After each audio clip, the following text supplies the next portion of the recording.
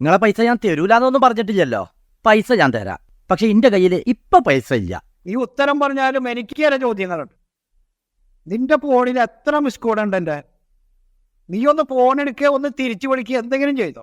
ഒരു മാസമായില്ലേ ഞാൻ നിന്നെ വിളിക്കണ്, നീ അതിന് മറുപടി പറ. നിങ്ങൾ എന്നെ വിളിച്ചോ? ഏത് നമ്പർന്ന്? ആ ശരിയാട്ടാ, ഇതിൽ കുറെ മിസ് കോൾ വന്നെടുക്കുന്നുണ്ട്. പിന്നെ ഞാനെന്താ തിരിച്ചു വിളിക്കാഞ്ഞ്?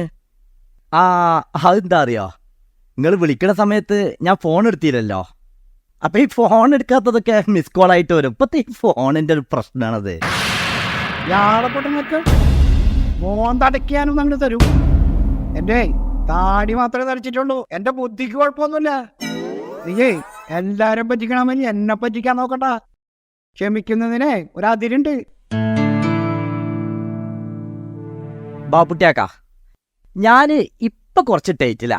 എനിക്ക് അടുത്ത മാസം കുറച്ച് പൈസ ഇട്ടാണ്ട് അത് കിട്ടിക്കഴിഞ്ഞാ ആദ്യം വീട്ടിലെ കടം നിങ്ങളുടെ കാരം. ഈ സുൽഫി ഒരു വാക്ക് പറഞ്ഞ വാക്കാ. സുലിപ്പി ഒരു വാക്ക് പറഞ്ഞാൽ വാക്കാണെന്നൊക്കെ എനിക്കറിയാം. അതുകൊണ്ടേ ഒരു മാസം കഴിഞ്ഞ് എൻ്റെ കാശും കിട്ടിയിട്ടാണ് ഞാൻ ഇവിടുന്ന് പോകുന്നത്. അതുവരെ ഞാൻ ഈ ബെഡിലുണ്ടാവും. ഇത് കൊള്ളാല. എൻ്റെ മുറിയിൽ ഇത്രയും സൗകര്യമൊന്നും ഇല്ലട്ടാ.